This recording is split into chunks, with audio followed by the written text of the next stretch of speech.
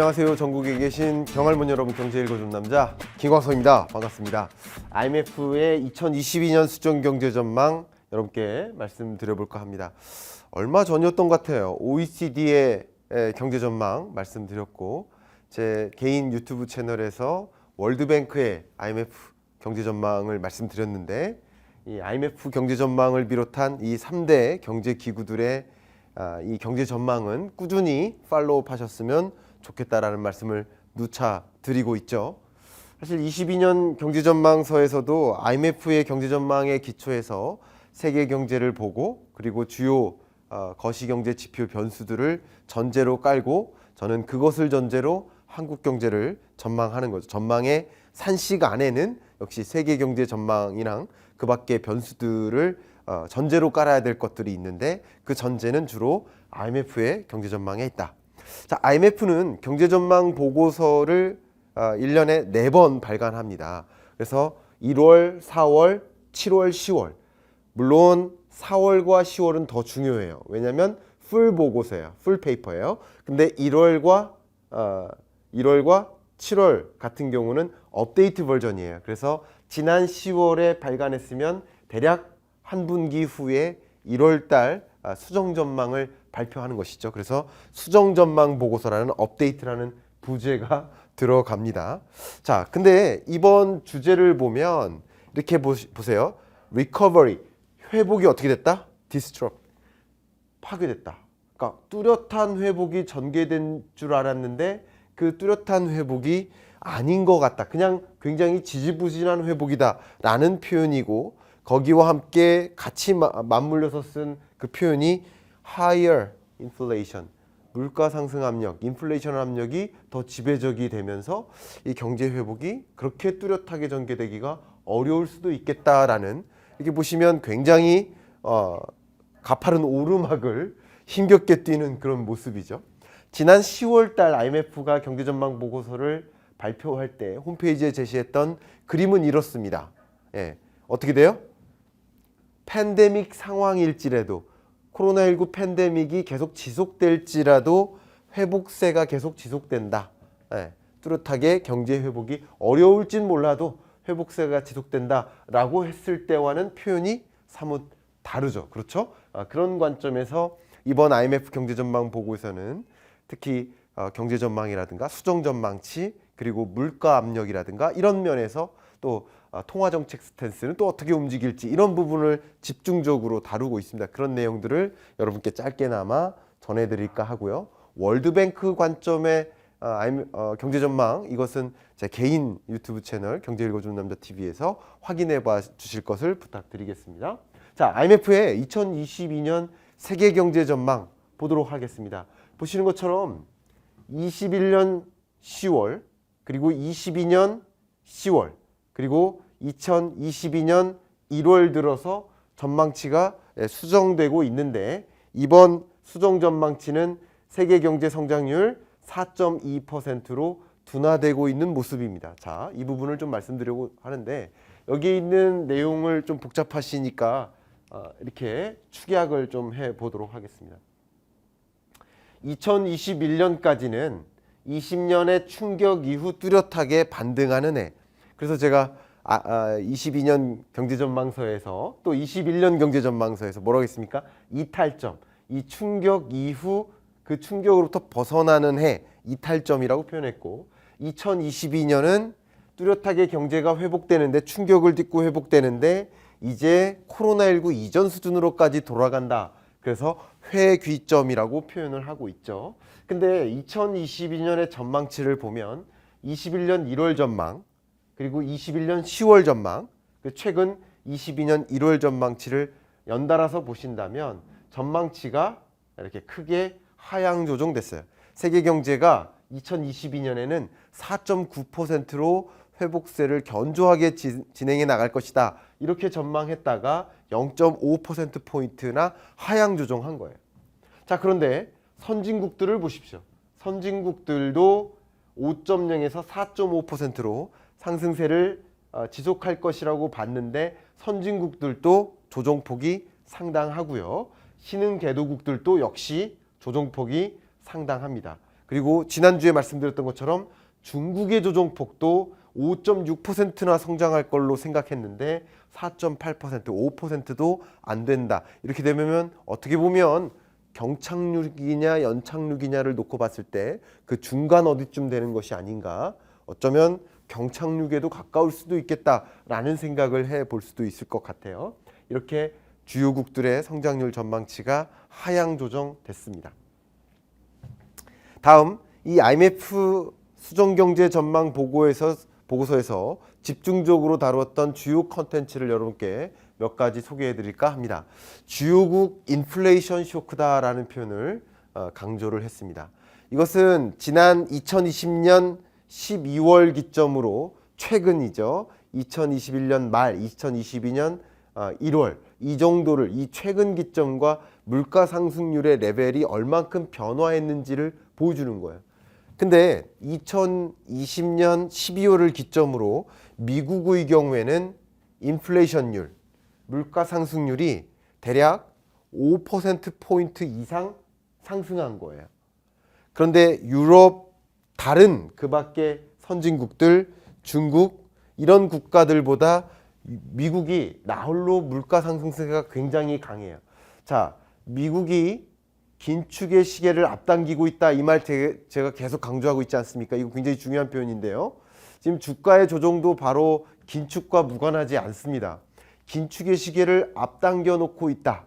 그러면 미국이 이렇게 긴축의 시계를 앞당기고 있다는 얘기는 금리를 가장 빠르게 정상화하겠다라는 이야기는 이제 낮은 금리 아니어도 미국 경제는 탄탄하게 회복되고 있습니다. 라는 자신감의 표명이다라고 누차 말씀드렸죠.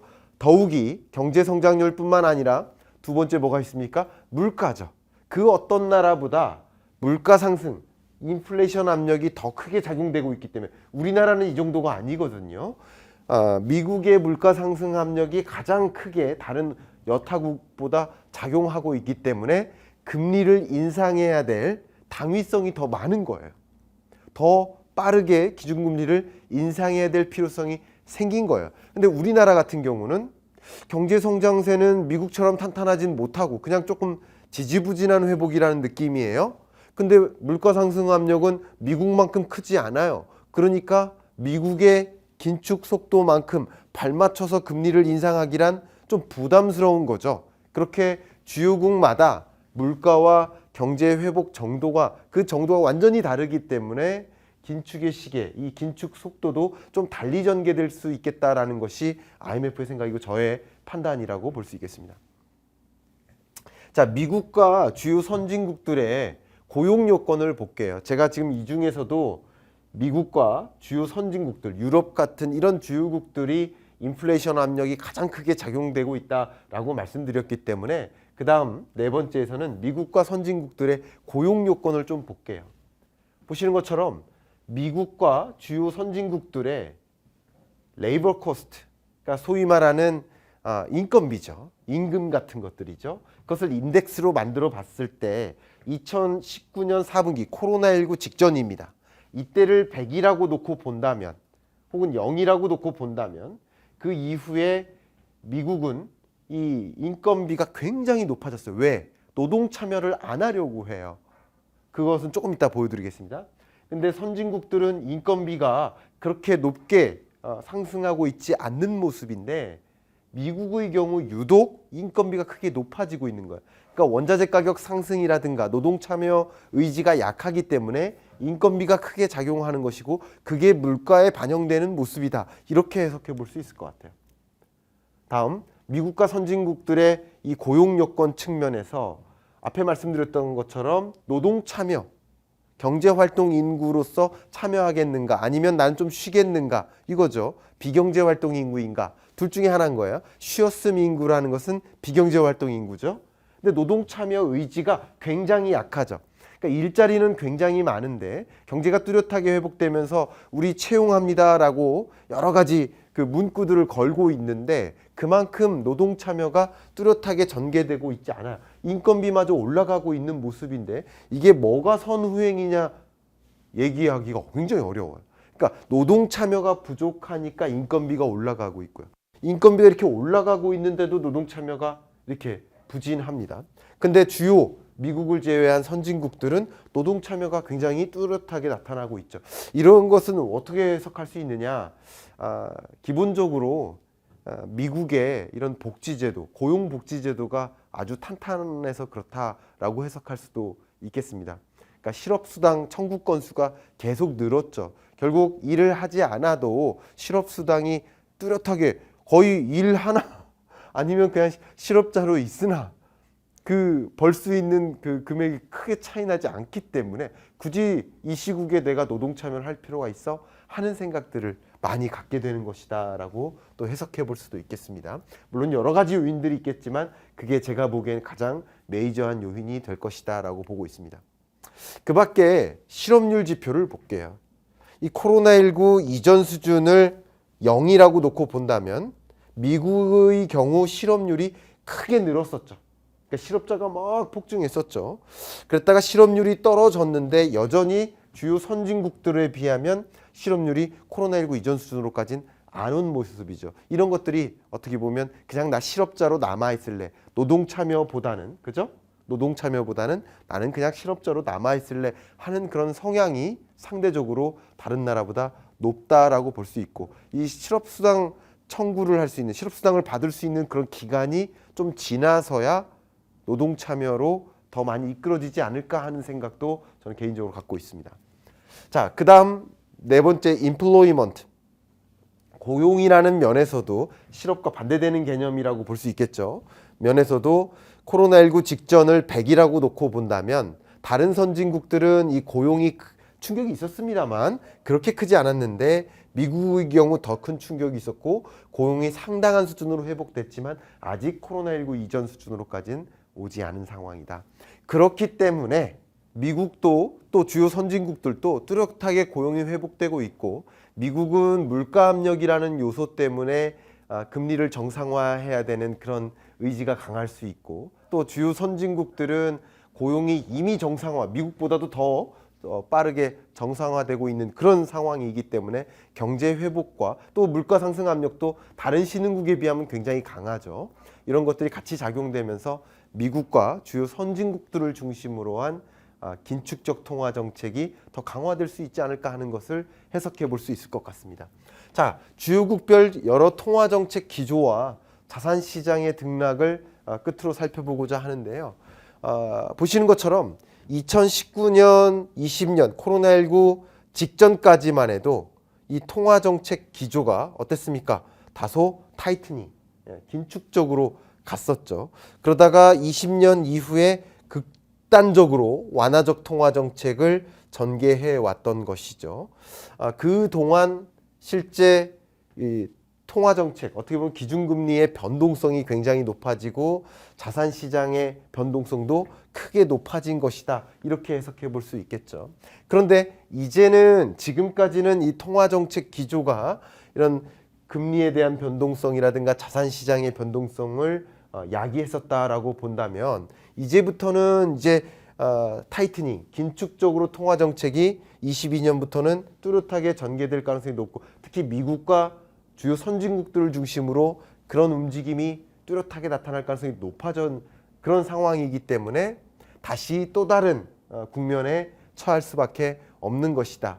보시는 것처럼 향후 2년 동안 정책 금리가 어떻게 움직일 것인가에 대한 그런 전망을 본다면 미국뿐만 아니라 세계 주요국들이 이제 인상하는 그런 기조, 중국을 제외한 나머지 모든 국가들은 인상을 할 것이다 라는 그런 기조가 가장 강하죠. 물론 아닌 나라도 일부 있습니다만 그런 금리에 대한 심리, 금리에 대한 기대 이런 것들이 결국 소비와 투자에 영향을 미치는 거죠. 경제는 생물이다라는 말을 제가 누차 하지 않습니까? 그렇게 금리가 이렇게 움직일 것이다라는 그런 인식 때문에 투자 심리나 소비 심리에 영향을 미치고 그것은 다시 인플레이션 기대를 완화시킨다. 그러니까 2022년 1분기까지는 인플레이션 압력이 굉장히 크게 높게 지배적으로 나타나고 또 공급망 병목 현상도 22년까지 장기화됨에 따라서 이런 인플레이션 압력이 존재할 수 있겠지만